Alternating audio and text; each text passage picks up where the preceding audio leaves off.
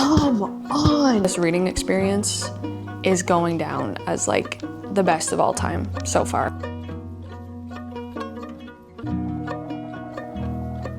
I'd strike the sun if it insulted me.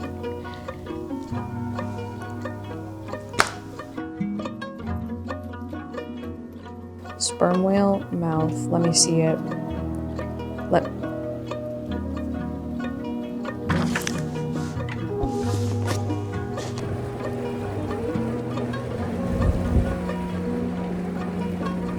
Hey.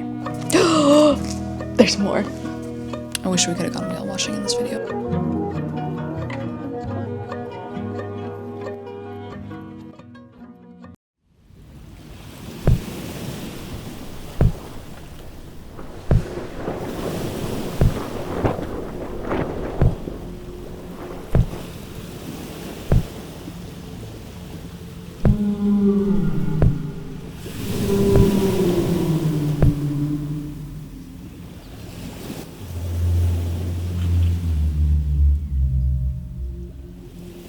Have you seen this whale?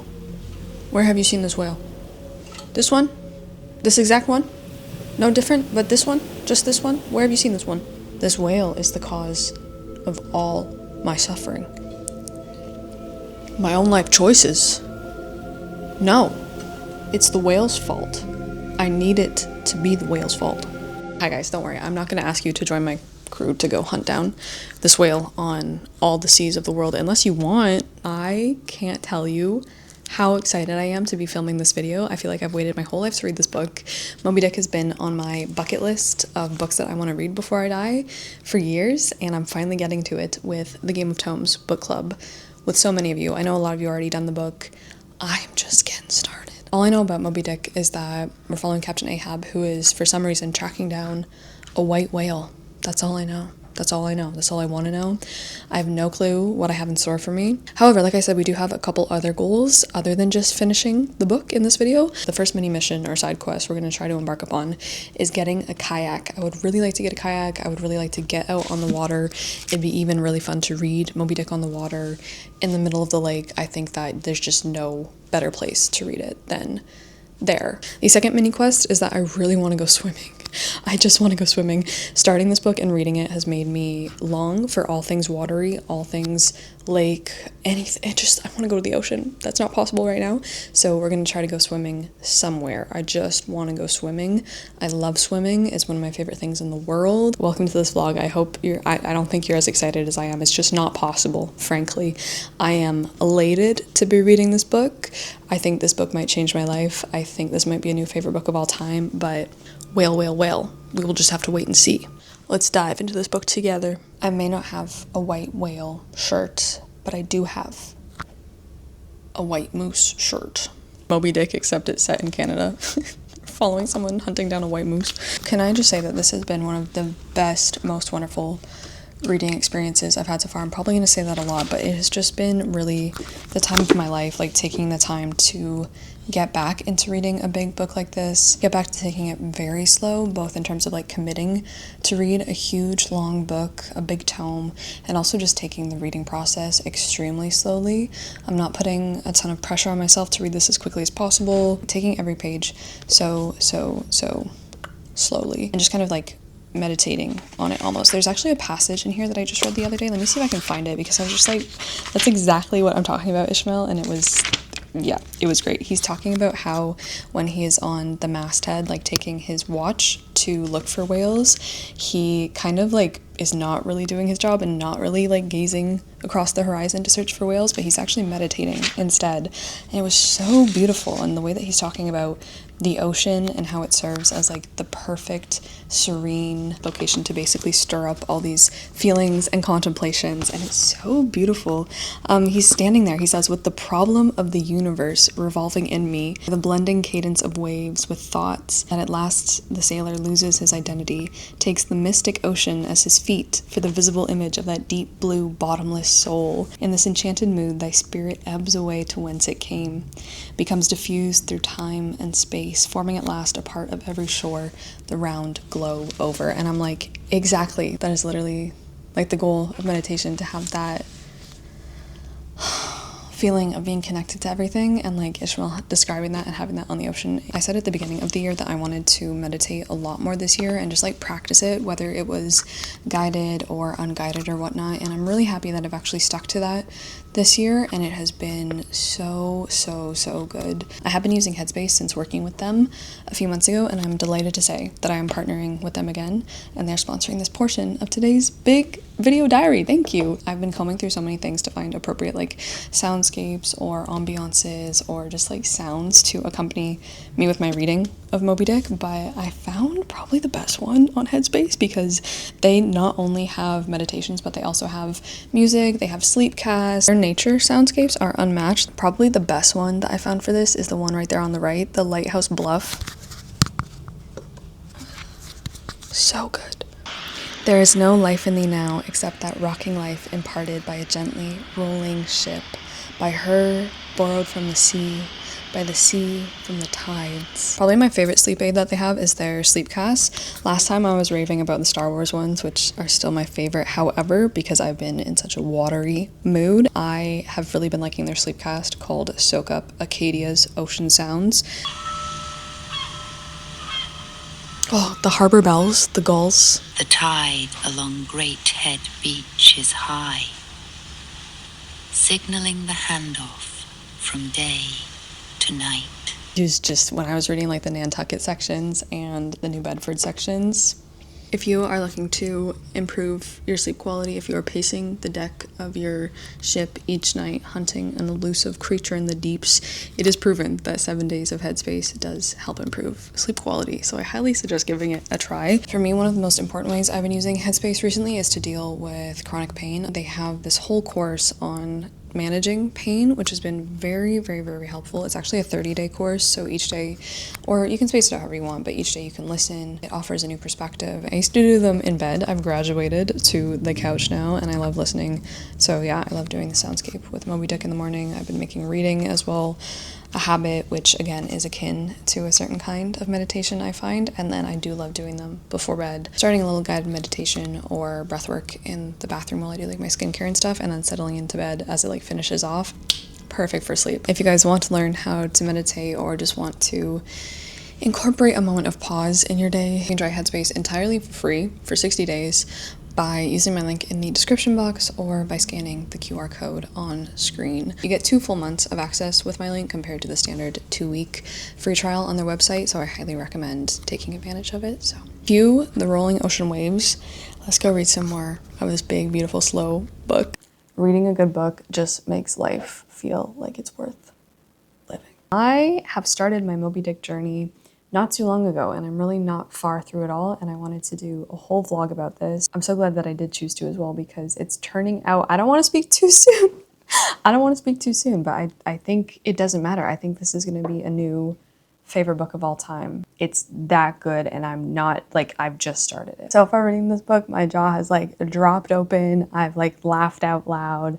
I've burst into smiles when I've been reading it, and I'm just really liking it. It feels like the perfect weather to read it. Yesterday there was, and today as well, there's been a beautiful lake breeze coming in. This book is making me want to go on the ocean. I am craving the ocean so badly, which is exactly what our main character, Ishmael, says at literally on the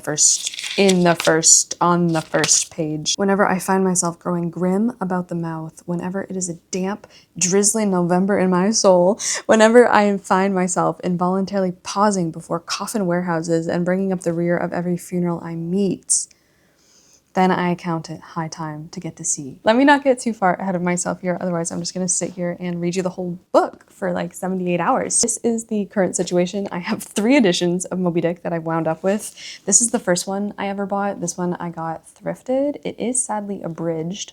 I wish the full edition was in this glorious, musty, dusty, blueberry muffin pie edition because it's so beautiful. I always forget what edition this is. The International Collector's Library. Smells crazy. I read it from here. Then I also ordered this one, thrifted. This is a copy of the very beautiful University of California Press Orion edition. This one is nice because it is full text. This, however, is very waterlogged. Someone has written all in it, which is fine, but I really enjoy having it even though I'm not reading primarily out of this copy, just because it comes with wood cuttings from the original editions. I think only around 200 and something were made, but I love having illustrations, and it's so nice, especially in the early chapters so far, to have like a companion like this where I can flip to the wood cutting reproductions and see what the heck they're talking about. There's actually a ton of them, so that one is really nice. But the end all be all, the addition to end all editions that I am reading the actual text out of is the Norton Critical Edition. This is the one edited by Herschel Parker, and this one takes me back to like undergrad lit courses because it's the same font, it's the same magazine-y, like new slick magazine scent. It smells so good. Text is a little bit small, but there are a plethora of footnotes. There's so much critical information at the back, literally 1,000 essays, and everything I wanted to know has been really beautifully set down in the footnotes. I'm so glad I got this edition because it's helping so much with a lot of the terminology, a lot of the whaling terminology, and also just learning more about Herman Melville's life, because so far this book has surprised me beyond belief. It has knocked my socks off. I didn't really know too much about Herman Melville before starting this. This is exactly what my soul needed. I have really not had too many 5-star reads this month, and it's just like when you know, you know. When you know, you know. This is going to be probably a huge reading vlog. I don't know if I'm going to split it into 1 video, 2 videos, or whatever, but we're just going to be talking about whales, the ocean, this fantastic book. Talk about water. It's just so good. As everyone knows, meditation and water are wedded forever. I love our main character. I think he's such a hoot. I'm loving his narration. When I first started reading, a lot of this was reminding me a lot of Charles Dickens, but dare I say better? Somewhere less fantastical than Dickens, a little more grounded in reality, but also so funny. So funny, and like with a little touch of like fable about it, and a lot of biblical allusions, which we'll get to, and which really land Melville in a lot of hot water. About Ishmael, he's tormented with an everlasting itch for things remote. In the first reading update here, it starts in December in New Bedford, Massachusetts, and it's like obviously very cold, windy. Guys, the atmosphere, I'm literally drooling. It's so good. I can feel it all. I want to be there so badly. Never have I ever wanted so much nautical. I've never wanted to be somewhere like so nautical and so fishified and gloomy and water and rain and soaked in salt from the ocean. I never want to be somewhere like that so badly. And it kills me that I'm not near the ocean where I am, and I want to go to the ocean so badly. This book is making me sick with longing to be on the water. I'm not kidding. I'm like, my chest is like pulling towards it. That's how much. Ishmael says of his body, "Yes, these eyes are windows, and this body of mine is the house. What a pity they didn't stop up the chinks and the crannies, though, and thrust in a little lint here and there. But it's too late to make any improvements now. The universe is finished. The copestone is on, and the chips were carted off 1,000,000 years ago." I love the talk about the winter. Let them talk of their oriental summer climes, of everlasting conservatories. Give me the privilege of making my own summer with my own coals, because he's like in front of the fireplace. Our guy Ishmael has arrived in New Bedford, and he's looking for someone to take him on a ship. He just wants to get upon a ship. We find out, I think, that he previously was a teacher at a school for boys, which Melville was also. Melville also did a lot of sailing in his life, so a lot of his own experiences are going to be in here. He stumbles into this place called the Spouter Inn. The whale imagery, the whale references, it is replete with whales everywhere, from the shape of the bar that the barman stands behind to like obviously most people's professions, like all the sailors coming into the town, a lot of them are whalers, and just the description. The innkeeper is like, "Hey, you can sleep 2 to a bed," which is a very common thing that they did back then. He's like, you know, you're the harpooner that you're going to be sleeping with, your fellow harpooner. He's out right now, but he's going to come back later. Don't worry about it. And our guy is so anxious about sharing a bed with obviously a stranger. And he's like, I just want to lay eyes on him. I want to know what kind of person I'm going to be snuggling up next to in the cold night. And he's waiting and he's waiting and he's getting so anxious and so anxious. And eventually he just decides to go to bed because his roommate his roommate is not back yet. But he's woken up in the middle of the night when the harpooner who's sharing the bed with him comes in, gets undressed, and starts to get ready for bed. This guy looks a bit scary to Ishmael. What is it? Thought I, after all. It's only his outside. A man can be honest in any sort of skin. But he also thinks that this guy is a cannibal, which he is. We meet our cutie, the cutest little cannibal. For all his tattooings, he was on the whole a clean, comely looking cannibal. What's all this fuss I've been making about, thought I to myself. The man's a human being, just as I am. He has just as much reason to fear me as I have to be afraid of him. Better sleep with a sober cannibal than a drunken Christian. I don't know what I was expecting from Melville as a writer from this period, but it was not this. It was not the blatant, like over and over again repeated digs at the church. It was not blasphemy. It was not common sense and rationality and quite a defiance to Christianity and the way it's practiced in a bunch of different areas and a bunch of different sects. And it was certainly not this like open-armed acceptance of someone who's different from at least the narrator in the book. It was, I mean, obviously that's what you hope for, but going into a classic like this, that's frankly not what I was expecting at all. It's also been quite tragic because the footnotes have informed me that it was a lot, mostly the religious, dragging religion through the mud a little bit and mocking it in Moby Dick and just kind of advocating for a different worldview that eventually ended Melville's career as a fiction writer, which is just awful and which makes me so angry and so upset. I had no idea, like I said, I really was very ignorant of his life and his work. And anyway, but so far it's just been incredible and so wonderful to read. Anyway, so we have Ishmael and his roommate, and they were roommates. Queequeg is the lovely, comely-looking cannibal. Upon waking next morning about daylight, I found Queequeg's arm thrown over me in the most loving and affectionate manner. You had almost thought I had been his wife. Just love him. I love both of them. I love Queequeg so much. He's described in a really interesting manner because Ishmael says Queequeg was a creature in the transition state, neither caterpillar nor butterfly, because he spent obviously a lot of time in his own island. He's from an island that I think is entirely fictitious. The footnote says it's just a made-up place, but he's also come to, I guess at this time, Massachusetts. I can't really say Massachusetts. I guess I just did. He doesn't really know the customs or what to do. So for example, when he's getting dressed in the morning, he will stand like fully naked in front of Ishmael putting on his clothes, but then he'll get under the bed for privacy to put on his shoes.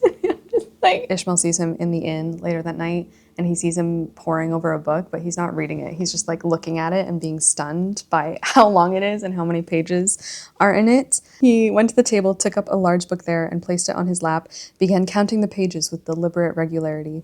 At every 50th page, stopping a moment, looking vacantly around him, and giving utterance to a long-drawn, gurgling whistle of astonishment. He would then begin again at the next 50. It's just beautiful the way he's described. Like he's watching Queequeg and he feels such sympathy for him because he's such a far away from home. He doesn't know all the customs of being in the US, and he's just like, I feel such sympathy for this guy who seems here alone. But Queequeg is so independent and totally fine in this environment. Like he's just so himself, and the way it's said, it's beautiful.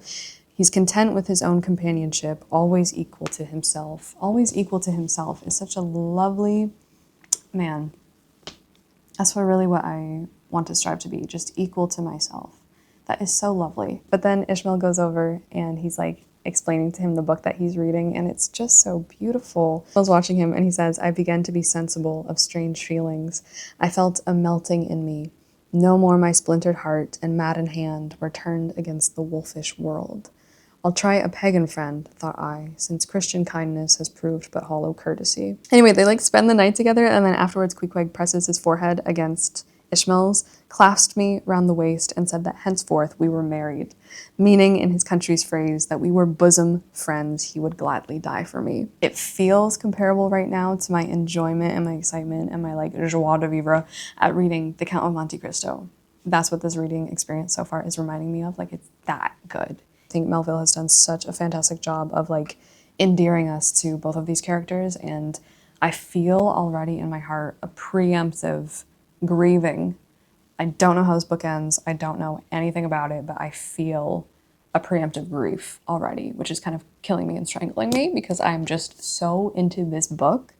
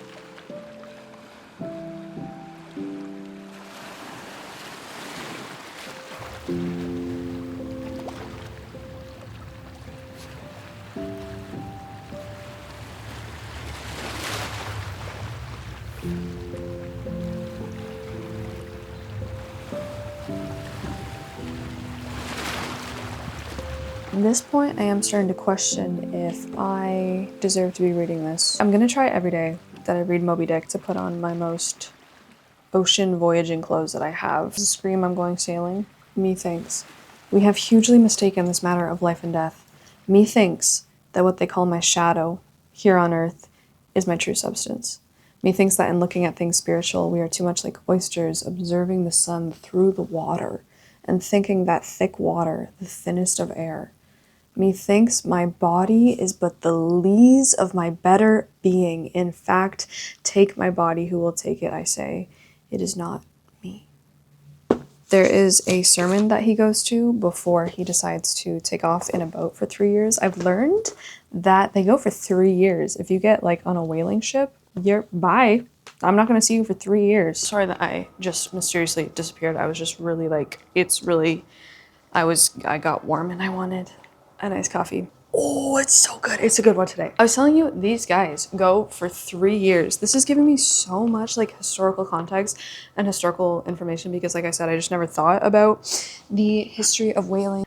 We just had this scene in a church, right? Because he goes to see a sermon before he goes off. And it's so beautiful because it's such a watery town.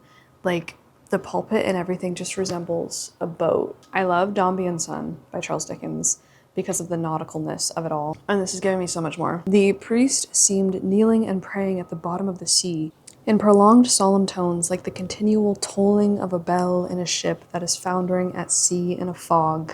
And the sermon he's delivering is on Noah, who in the Bible was swallowed by a whale. The references are everywhere. All of this is tending towards very biblical imagery and allegory, and it's just so cool. What a noble thing is that canticle in the fish's belly, how billow-like and boisterously grand. We feel the flood surging over us, we sound with him to the kelpy bottom of the waters. Seaweed and all the slime of the sea is about us. Back to our beautiful, wondrous Queequeg and Ishmael. It's not even subtext, it is top text. It's top text. Ishmael says, I was a good Christian, born and bred in the bosom of the infallible Presbyterian Church. Melville does not mean that. Context for the scene is that Ishmael is watching Queequeg do his like religious duties and beliefs and carry on his religious practices with an idol that he has with him, who's later on we find out the idol's name is Yoho. He's wondering if like he should permit Queequeg to do this in the same room with him, what he should do, if he should respect this, if he should join in on the worshipping.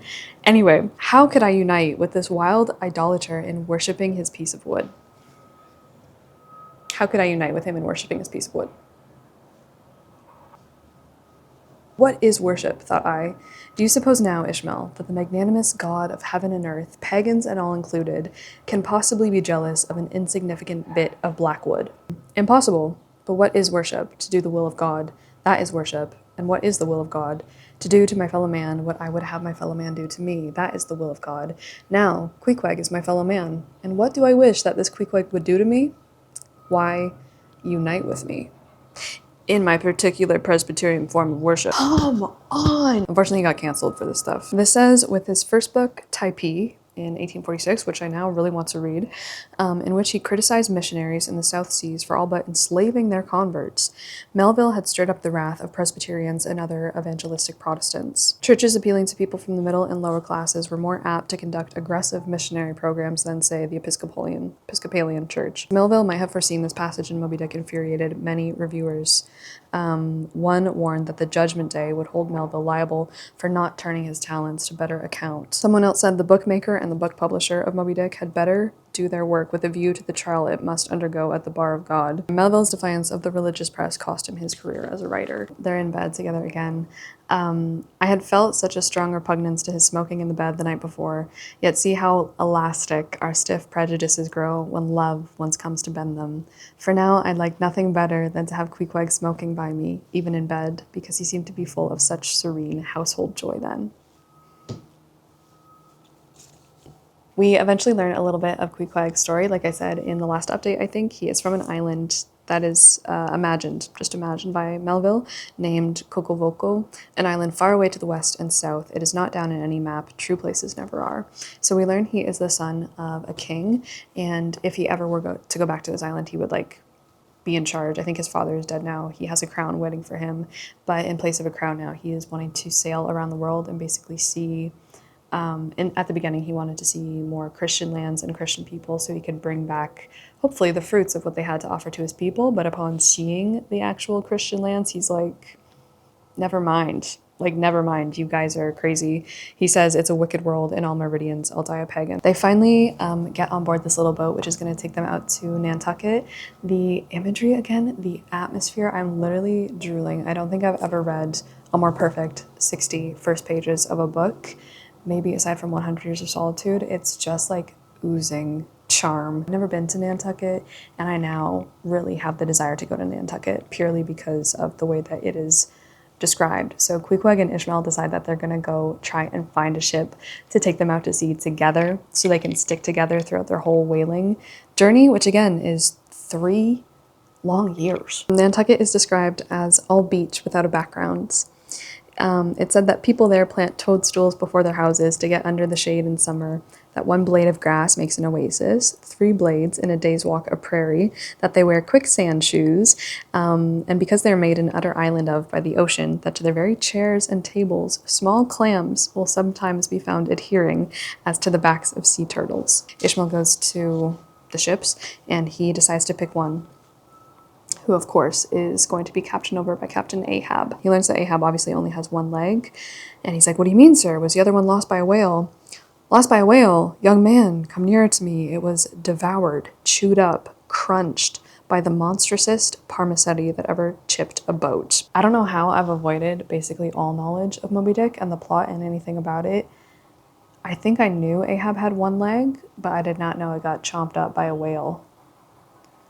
And I think I'm realizing I am absolutely ignorant about how whaling works because I'm like, what do you mean? My first reaction was like, what do you mean a whale bit off your leg? A whale? I think I'm gonna have to watch a video or like a documentary about whaling. Maybe I'm wholly ignorant to the ferocity of whales when like they're getting harpooned, which is fair. I mean, I'm cheering for the whale in this one. I just need to understand because it's so hard for me to conceptualize that or picture that with like my modern day experience with whales has not been that I need to worry that they're going to chop my leg off. Okay, in the 18th and 19th centuries, hunted sperm whales sometimes used their massive jaws to smash whaling boats. This is I feel like this is going to upset me if I go down this rabbit hole, but I'm reading Moby Dick, so sperm whale mouth, let me see it. Never mind, yeah. Okay, well, I see it now. Still, it's so hard for me to like understand how going out and hunting a whale works. I'm assuming this book is gonna tell me every detail of it, but I'm just like not really understanding.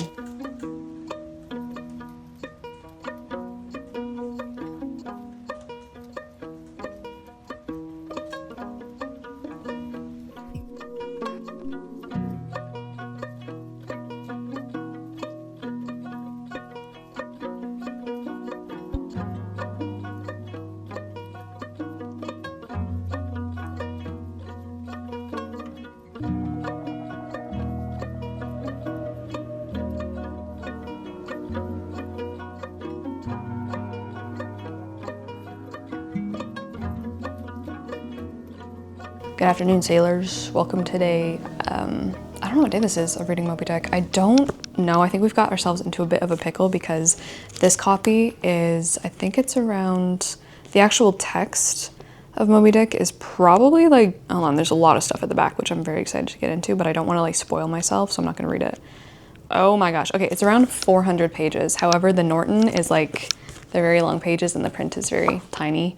Anywho, so we have about 400 pages that I need to be reading within the next like 3 or 4 days. I don't know if I can get through all of Moby Dick within the next 4 days. I think that's a bit crazy, but I kind of want to try because, to be honest, it's so enjoyable that when I sit down to read it, I have no problem sitting there for a very long time reading it. However, I did want to give you an update on our side quests in this vlog. Side quest number 1 was to procure a kayak so I could get out on the water myself and maybe take this book out into the middle of the lake or something. We're gonna spend some time on Marketplace today. I think, yeah, I mean, secondhand kayak, that's fine. Probably a lot of people are selling there, so I'm gonna try to do that. But then the first thing we need to do to secure a kayak is go and measure. I'm just like, where the heck am I gonna put it? Like, am I just gonna have a kayak in my apartment? I would put it on the balcony. I'm a little afraid of it obviously like blowing around. However, I don't want to put it on my balcony because my balcony is like, I don't want to say infested. That's not a very nice word. They live there. This is their home as much as is mine. But there are, first of all, right now, thousands of midges out there. However, they're going to die off within probably the next month. So I could ultimately store it on the balcony. However, my balcony is like home. It's home. It's home to the most number of spiders I've ever seen in my life. Some of them are quite small, some of them are huge, and I just know anything I've ever put out on my balcony has become immediately taken over by spiders. Like, they've just made so many nests in it, they've had so many spider babies in it, and I don't want to have to like empty out 30, 40 spiders from the kayak every time I take it off the balcony, because that's what happened with the bench. That's why I have a patio bench in my apartment. I do have a storage locker here. It's not very big, so I'm gonna need to measure it to see if I can maybe get a very, very small kayak to take on the lake. That's our goal. So I think today we're gonna go and measure my storage locker. I know I only have one chance in my life to read this book for the first time, and it's been everything to me, frankly. It's so great. There's been a lot more passages where I can see why Melville got so much in trouble. I say, we good Presbyterian Christians should be charitable in these things and not fancy ourselves so vastly superior to other mortals. There was Queequeg, now, certainly entertaining the most absurd notions about Yoho. But what of that? Queequeg thought he knew what he was about, I suppose. He seemed to be content, and there let him rest. All our arguing with him would not avail. Let him be, I say, and heaven have mercy on us all, Presbyterians and pagans alike, for we are all somehow dreadfully cracked about the head and sadly need mending. I also love that he refers to Adam and Eve as orchard thieves, and then goes on to say that hell is just an idea firstborn of an undigested apple dumpling. I am at the part of the book now where we have set sail, and we are going. We are sailing out of Nantucket, and I think I'm gonna have to like look at a map or something of like their route, but I think they're going to Cape Horn. I feel like since we boarded the ship and we're more out there now, it's gotten a lot more dramatic and things are taking on quite a huge, puffed up, tragic quality, which is really fun because we get introduced to people, we get introduced to random sailors on board or harpooners, and we get kind of a small introduction to them. As in landlessness alone resides the highest truth, shoreless, indefinite as God, so better is it to perish in that howling infinite than be ingloriously dashed upon the lee, even if that were safety. For worm-like, then oh, who would crave and crawl to land? Terrors of the terrible, is all this agony so vain? Take heart, O Bulkington, is the sailor. Bear thee grimly, demigod, up from the spray of thy ocean perishing. Straight up leaps thy apotheosis. There's something that makes a lot more sense because a few pages later we get a little note, which by the way I've just been loving. The footnotes in this are so good, that says the primary aesthetic challenge for Melville is how an American could write a book as tragic as the greatest dramas of Shakespeare. So far he's killing it, in my opinion. This reading experience is going down as like the best of all time so far. I'm about 100 pages through at the minute. It's so good. It's when he's introducing like second mates, for example, or other sailors on board. The chapter is called Knights and Squires, and it's such like, I don't know, just the whole metaphor of them being like an army going after this whale.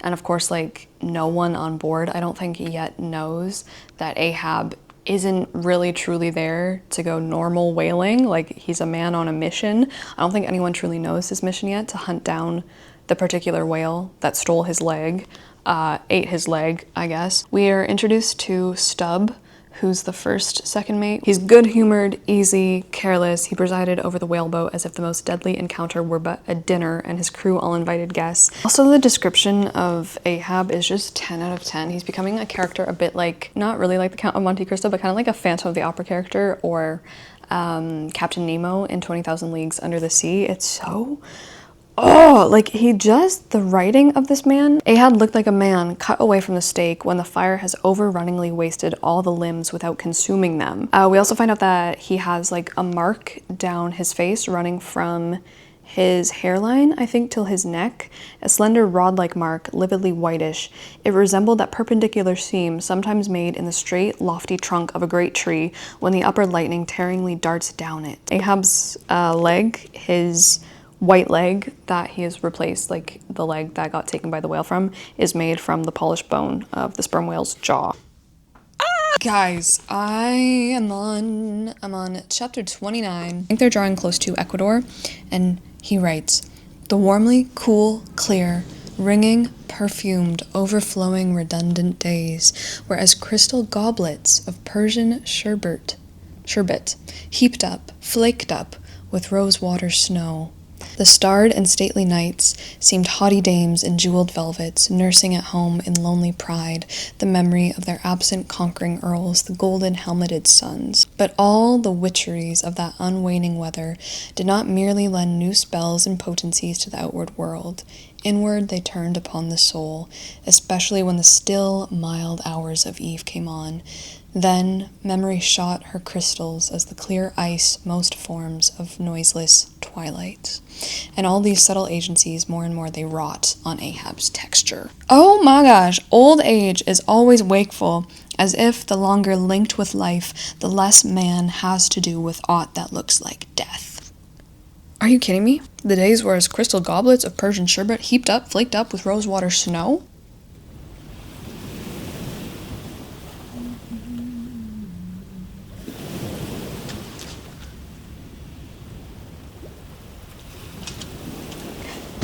I've hit the whale textbook chapter. I've hit it and I'm really excited. Chapter 32, Cetology. Already we are boldly launched upon the deep, but soon we shall be lost in its unshored, harborless immensities.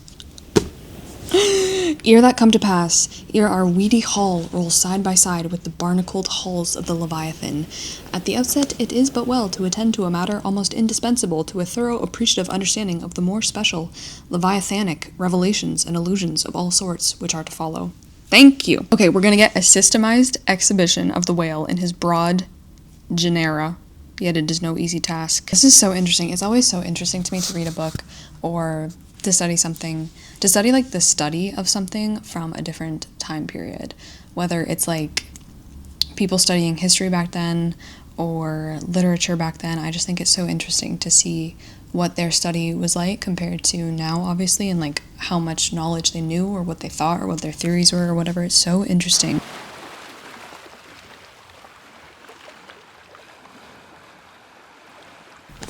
Ishmael's like, I'm gonna try to give you a little picture of the whale, a little zoology lecture and information. I guess they're arguing at this point if a whale is a fish or not. And Ishmael takes the point that the whale is a fish. Wait, what? The walrus is not a fish because he is amphibious? Kelsper, what are these guys saying? Where are you going? You don't have to be doing all this. You can sit with me. I think we're gonna have a friend. Kelsper, what would you do if you saw a whale? Do you like this book? That's good. I'm loving the description of all the creatures that he's talking about. Okay, he's talking about manatees. He calls them pigfish, and they're a nosy, contemptible set, mostly lurking in the mouths of rivers and feeding on wet hay. And especially as they do not spout, I deny their credentials as whales and have presented them with their passports to quit the kingdom of Cetology. Okay. He is giving us the rundown of all the whales, and he's decided to sort them into different books. He sorted them into classes by which booksellers or printers like classify the size of their books. So he's going to be sorting the whales by their sizes, but he's also like saying, like classifying them as books, which is so, it's the levels here. Guys, the levels. I'm gonna have to read this a bajillion and one times. This is so good. Okay, so the folio whale is gonna be the biggest one, I guess. In the folios, or the big whales, we have the sperm whale, the right whale, the finback whale, the humpback whale, the razorback whale, the sulfur bottom whale. Am I gonna get to know about all of these? I think he's gonna describe all these whales for pages and pages and pages. I'm so happy. I'm so happy. I think now would be a good time to share our experience with whales. Have you ever seen a whale? The first whale that I ever saw was the humpback whale. So that's in folio 1, right? Yeah, the humpback whale. It was just amazing. I saw the humpback whale in Kauai a few years ago, and then the next whale I saw, I think, was the minke whale. I saw minke whales in Nova Scotia, and then after that, I saw the closest I've ever been to whales was, again, humpback whales in Newfoundland. That was the closest I've ever been to a whale, like right next to the boat, our little small boat. That was just incredible. And also at the same time, there were fin whales there as well. And the noises that they make. I'm gonna have to insert clips from Newfoundland because the humpbacks were like, I was not expecting their blow spouts to make that noise. Seriously incredible to see them. I'm assuming this book is gonna make me quite upset. I don't know how much like graphic, violent hunting of whales is gonna be pursued in here, but I would love to know what whales you have seen, what whales you want to see, if you've ever seen a whale, where you've seen them. I wish we could have gone whale watching in this video. Sorry, I'm just yapping so much. I feel like we might be getting a lot of vlogs out of these. I don't know, I'm just having the best time ever. I hope you're here for all this yapping. Okay, he calls the sperm whale the most majestic in aspect, and lastly, by far the most valuable in commerce, he being the only creature from which that valuable substance, spermaceti, is obtained.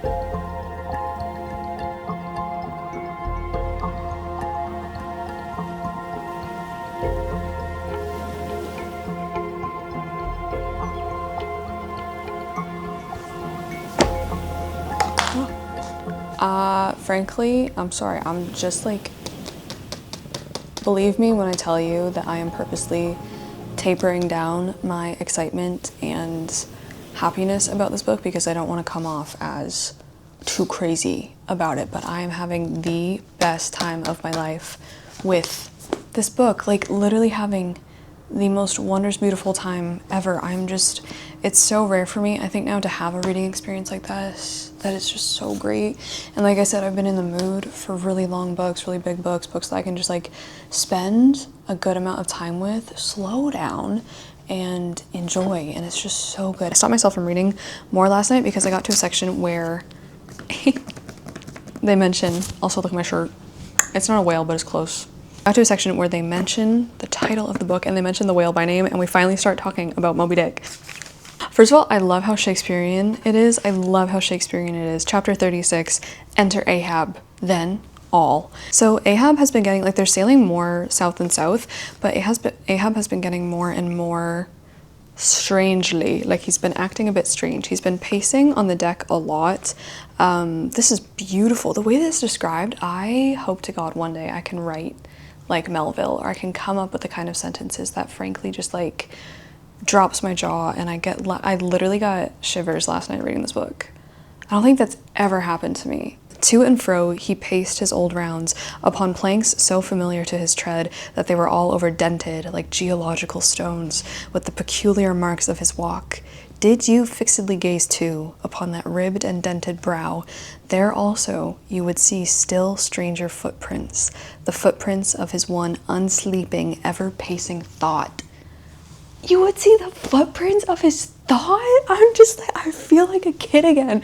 This book is making me feel like a kid again. I can't, like, his one unsleeping, ever-pacing thought. You could almost see that thought turn in him as he turned, and pace in him as he paced, so completely possessing him indeed that it all but seemed the inward mold of every outer movement. One of the mates compares Ahab to an egg. He says the chick that's in him pecks the shell, 'twill soon be out.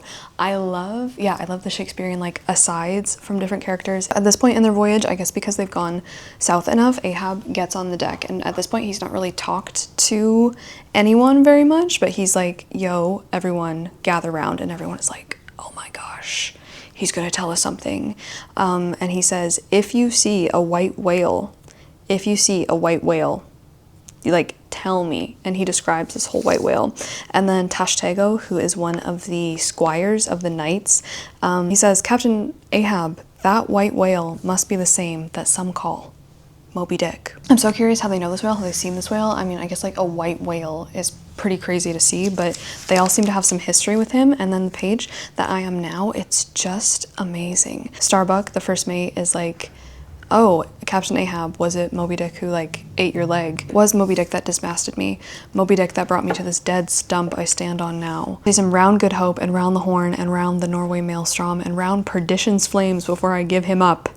And this is what ye have shipped for, men, to chase that white whale on both sides of land and over all sides of earth till he spouts black blood and rolls fin out. What say ye, men? Ahab is like, yo, this is what you guys actually got on board for. You're actually here to hunt this white whale. Like, this is actually a revenge mission. I've gathered you all here for a specific purpose, to take down this whale. And the crew seems like fine with it. They're like, aye, aye. They're like, let's get him. But Starbuck, who is kind of the most, I want to say, level-headed mate on board, is like, I came here to hunt whales, like, not for my commander's vengeance. Like, I didn't come here for this. Like, I'm here with the whaling company to make money off of sperm whales. And he's like, my vengeance will fetch a premium. Vengeance on a dumb brute, cried Starbuck, that simply smote thee from blindest instinct. That's what I'm saying, Starbuck. That's what I'm saying. Because, like, Ahab's so mad that this whale took his leg, but, like, you tried to take his life, man. I mean, that's fair is fair. Madness, to be enraged with a dumb thing, Captain Ahab, seems blasphemous, because vengeance is mine, I will repay, is saith the Lord, but now saith Captain Ahab. This is the speech that just gave me like absolute chills, because throughout the 130-ish pages I've been through so far, I've been really wondering like why. Because I know Captain Ahab is out for the white whale. I mean, I think that everyone knows that's like the kind of main big synopsis of Moby Dick is hunting this white whale. But I'm like, why? Like, is he really that enraged and he just wants to take this whale down because he took his leg? It's just like simple eye for eye thing, but it's so much cooler than that. And it's so much more deep than that. And it's so unsettling. Ahab says, all visible objects are but as pasteboard masks. In the living act, the undoubted deed, there some unknown but still reasoning thing puts forth the molding of its features from behind the unreasoning mask. If man will strike through the mask. To me, the white whale is that wall. Sometimes I think there's naught beyond, but 'tis enough. He tasks me, he heaps me. I see in him outrageous strength, with an inscrutable malice sinewing it. That inscrutable thing is chiefly what I hate. And be the white whale agent or be the white whale principal, I will wreak that hate upon him. Talk not to me of blasphemy, man. I'd strike the sun if it insulted me.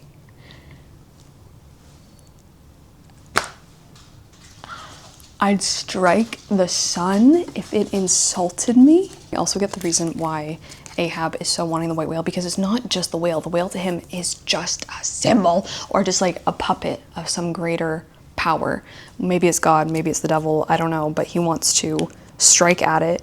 It seems unclear which one Ahab is attacking, God or the devil, for being responsible for his own sufferings and those of mankind. Excuse me while I just go through this whole page. I'd strike the sun if it insulted me.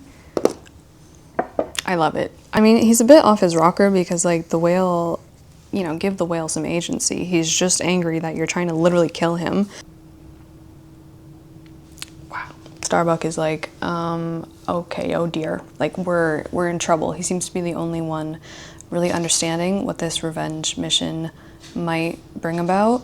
And I'm concerned because, like, you guys are no longer there to hunt whales, which is great. You're just there to hunt the one whale. I don't know if you can hear Kelsper, like, absolutely going crazy with his toys. Like, I have no idea how they're actually going to find this whale because, like, are you just going to the spot you saw him last and hope to God you're going to find this white whale? Okay, I kind of want to get my other copy and see. I haven't been keeping up with, like, all the illustrations. And also someone had my other copy of Moby Dick before me and they wrote in the margins, and so I just like checking to see what they wrote because I think it's fun. Ooh, I knew I should have checked this because look what I got for the whale textbook picture. Isn't that amazing? There's more. This is the masthead on the shipping boats, which is interesting because before this chapter we just had a chapter where Ishmael describes his like watch on the masthead, and I always like imagined that it would just be like a crow's nest where you could sit, but you literally have to stand there. I think he describes the watches are 2 hours long. You literally just have to stand there watching the horizon for whales, and the way he describes it is so cool because he's like standing so up high on the boat and you're just like, you know, it feels like you're walking on the ocean and like you are the ship, and it was so cool. And he's like, it's so meditative. Yeah. The person wrote in here about Captain Ahab's speech, he first begins to sound crazy. Stop. This next chapter we get different people's soliloquies. Like chapter 37, this says, the cabin by the stern windows, Ahab sitting alone and gazing out. Cool, no one else was doing this. Who else was doing this? Who else was writing novels like this? I leave a white and turbid wake, pale waters, paler cheeks wherever I sail. The envious billows sidelong swell to whelm my track. Stop, it keeps going. And chapter 38 is from Starbuck and chapter 39 is from Stub. I feel so lucky to read this. We literally do get a play now. Do you see this? Like, it's the lines from different people. A Nantucket sailor, a Dutch sailor, French sailor, Iceland sailor, Maltese sailor. How long does this go on for? I'm very overwhelmed by now by how much I love this book. I literally cannot believe this. Okay. Okay.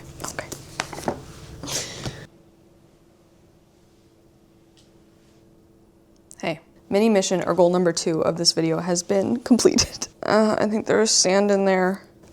Mission number 2 of this video was to find a swimming pool. I have found a gym. I went last night. I got a new gym membership and they have a pool. Mission successful. I love swimming. I love swimming so much. It's just one of my favorite things to do ever. If there's a body of water, I want to be in it. Sadly, I will not be swimming with whales.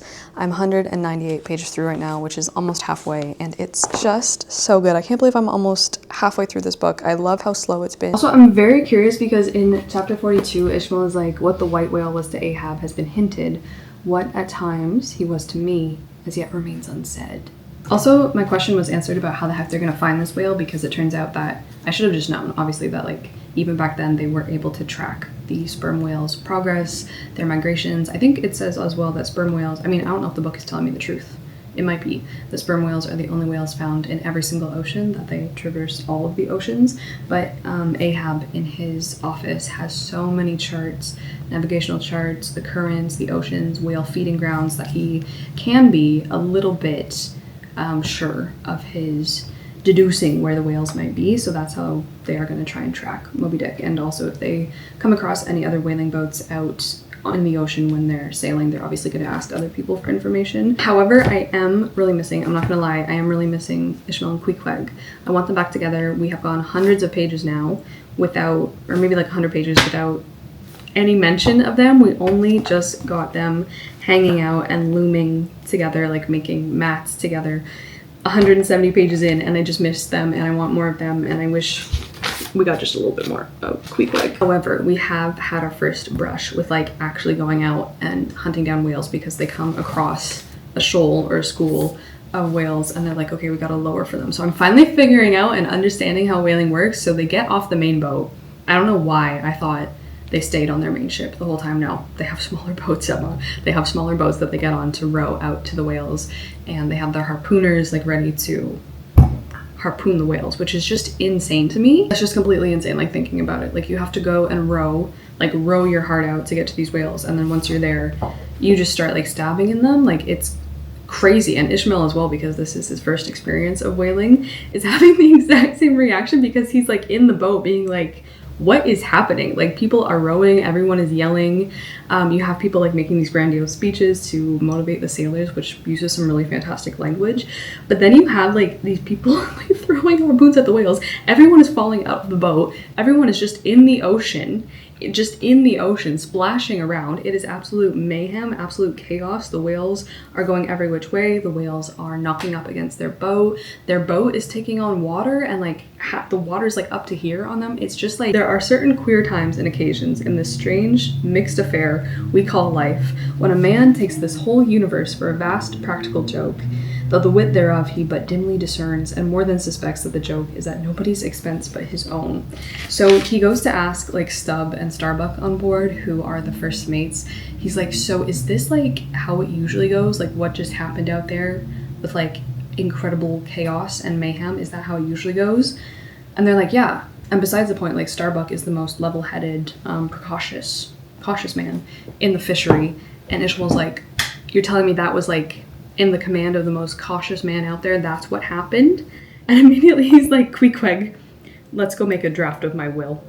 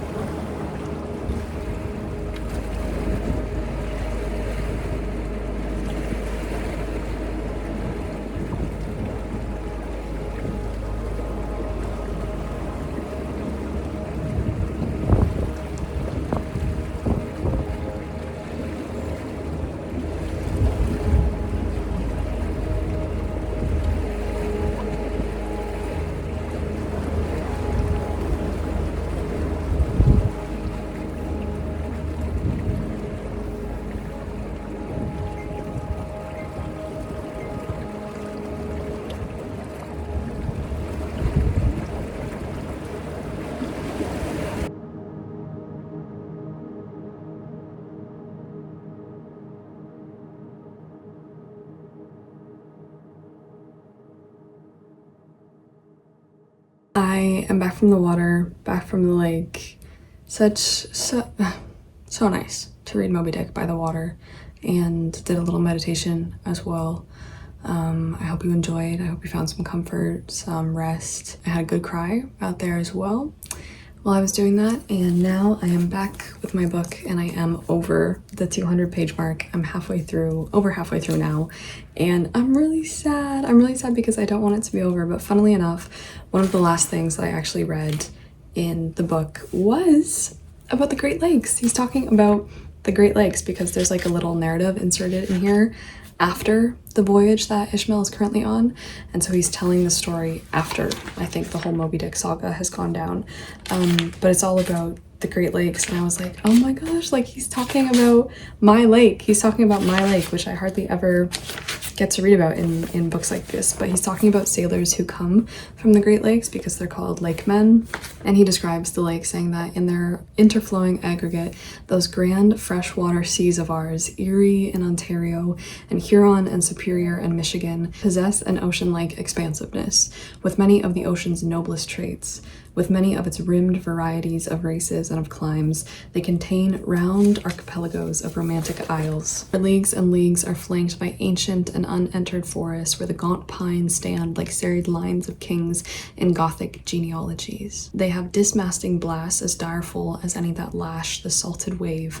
They know what shipwrecks are, for out of sight of land, however inland, they have drowned full many a midnight ship with all its shrieking crew.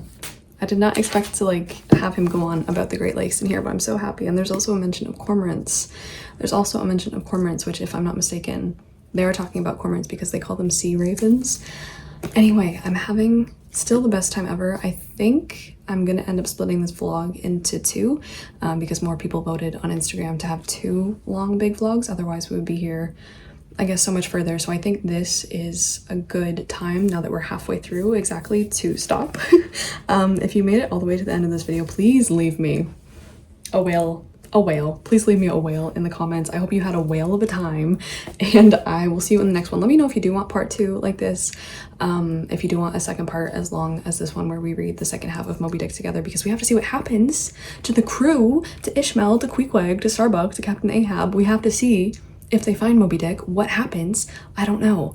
The last thing I want to leave you with is that I finally had a dream about this book. Like, I finally had a dream, and I was so upset when I woke up from it because it was the most beautiful dream I have had in so long, and it was so vivid and it felt so real. But I was flying on an eagle. Very Lord of the Rings. I was flying on an eagle, and I was flying over the ocean.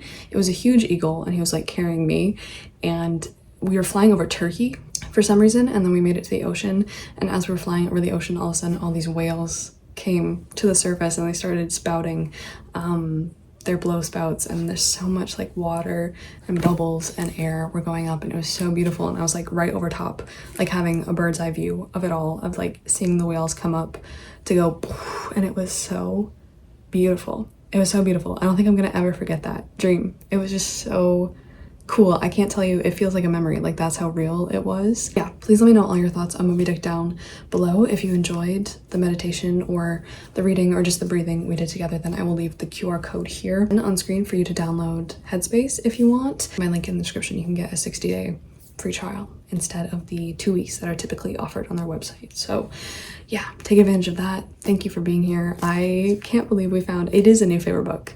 I know I'm only halfway through, but new favorite book. This has been, I don't think I've felt this much happiness doing a reading vlog since Monte Cristo and since like War and Peace, for example. So this is going down as one of the best things I've ever had the pleasure of using my eyes to see. So until the next video, until the next vlog, that is when I will see you. Please take good care of yourselves. I'm gonna go get in the water tonight. I'm gonna go swimming, and it's gonna be great. I'm gonna pretend I'm in the ocean. And yeah, thank you guys for watching. Thank you for hanging out. Thank you to everyone who told me to pick this book up.